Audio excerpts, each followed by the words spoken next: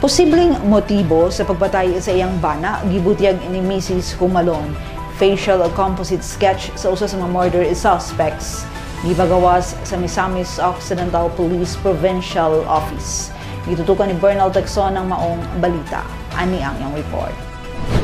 Emosyonal o maluha-luha pang gihinumduman ni Mrs. Jeribel Anggoy Humalon ang nagbangutang asawa ni Juan Humalon aka DJ Johnny Walker ang aktwal niyang nasaksihan sayo sa buntag adlong Domingo, Nobyembre 5 pagkatapos sa pagpamusil patay sa gituhuang mga hard killers nga pugsanong nakasulod sa ilang panimalay dihang naabrihan sa usa sa ilang mga empleyado ang mga suspects nga nagpakaaron ingnon nga magpa-public service kay nawalaan kuno silag pitaka o iyawi. Hinsulod dayon ko sa station boat kay ang akong expectation gyud nga ang ako rang tawo diri sa gate mao'y nagkaaway.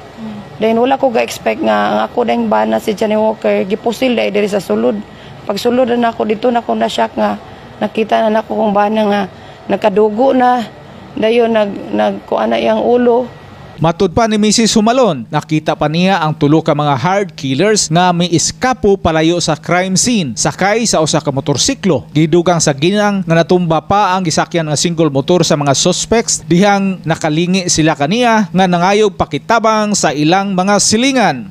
Pagawas na ako, mao'y pagawas sa gunman, mao to nga isunod ako og gawas sa ang gunman diha sa gate. Then nakita na lang nako nga naay motor dito ni sakay sila, naay driver, then duha ka gunman ni angkas sila. Tulo ka box sila. Then pag under usa lang ka motor, then pag tawag nako og nisinggit ko, gilingi sila sa kuha silang tulo. Mao tong mopadagan na unta, natumba ilang motor, nangatumba gid silang tulo.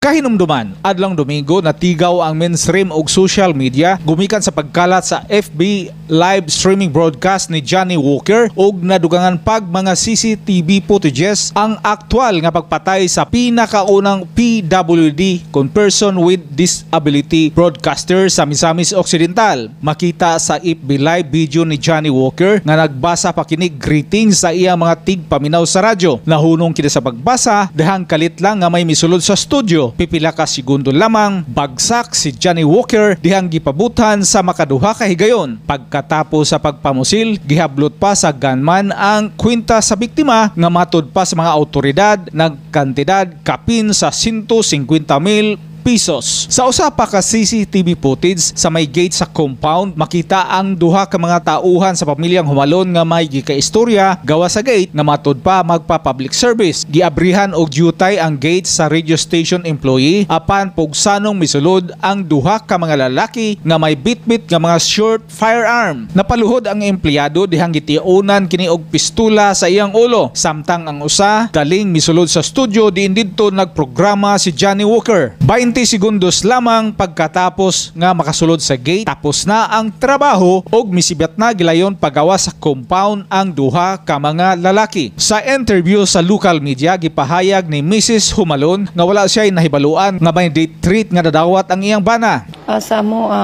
Sa bahin sa media, sigurado jud ko ana nga wala gyud siya bikil sa social sa iyang pagka-broadcaster. Pwede man siya hard hitting. Oo, kuan naman siya mga palingaw lang na siya sa mga tao. Then bahin pod sa politika wala pod kay dili naman siya kanana ang politician karon. Oo, dugay-dugay na. Siya na alay siya sa mga parang inulang orange o green, naagid siya sa orange team karon kay atong karong bag-o lang nga election. So kauban sila kahindagan man siya og otro og sangguni ang bayan member din sa Calamba, pero wala lang siya buligi. Kauban sila ni Mayor Dre. Kauban sila. Posibleng tungod sa kasina o kompetensya sa negosyo ang nakitang motibo sa paghunos sa kinabuhi sa iyang mahal nga kapika sa kinabuhi. Matud pa ni Mrs. Humalon. Ang ako alang gyud sa mura og sa ako alang basin sa amo ang negosyo sa radio station.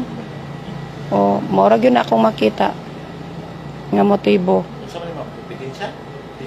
Mura ginana, sir. Prior ba gipatay kaning muhang bana? Naabay mga threat nga nadawat? Wala siya yung may threat yun na nadawat.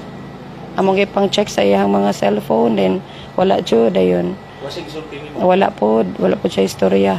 Gibutyag usab sa nagbangutan nga ginang nga posibleng motibos usab sa pagpatay sa iyang bana mao ang land disputes. Ma'am, ano gawas ma'am? Gawas sa statement nga radio station, negosyo, land dispute. Is that correct?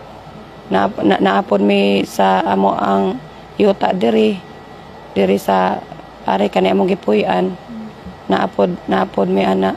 Unsa man ni? Kaso nagkakaso ni? Naani siya sa kuan. Kaning naani siya sa korte karon. Pero Sakaan mo og kaso or kamo nagpasaka? kami pod mo ini pasaka.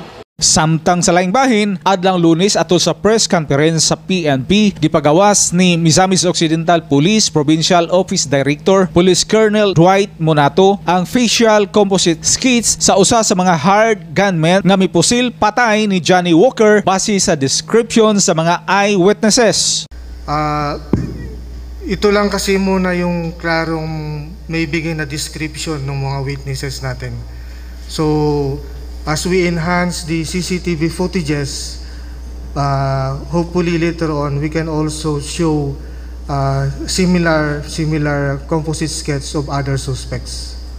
Gipahayag ni Colonel Monato nga sa pagkakaron gikonsidera sa Special Investigation Task Group SITG Johnny Walker ang tanang makitang mga anggulo para masulbat sa labing madaling panahon ang linuog nga pagpatay sa PWD broadcaster sa Misamis Occidental nga sa ingon mataral sa hukmanan og mabilanggo ang mastermind sa kamatayon ni Juan Humalon aka Johnny Walker. So as of now, hindi pa natin everything is being considered, no?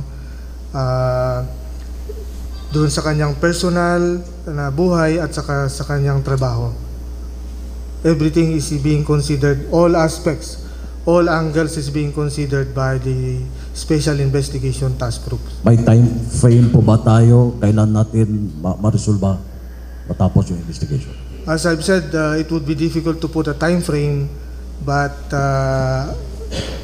the PNP wants it solved as soon as possible. Subay nini, gipahayag ni Mrs. Jeribel Humalon ang asawa sa biktima nga iyang gisalig sa mga otoridad ang hinanali nga kasulbaran para mahatagag hustisya ang kamatayon sa iyang mahal nga kapikas sa kinabuhi. Yes, dayon amoan na lang karon nga sir nga amo na lang isalig sa otoridad ang hustisya nga mailhan na mo ang mga naghimo ani mga gunman ang utok ani nga krimen nga pagpatay sa akong bana. Ang ako nga manghinaot ko nga makonsensya lang sila kay wala jud kalaban-laban akong bana kay PWD good. Unya nakaako pag sila o pagpatay. Nadili galit to maglisod pagalit siya og lakaw. Alang sa Osamis Today, ako si Bernald Jackson.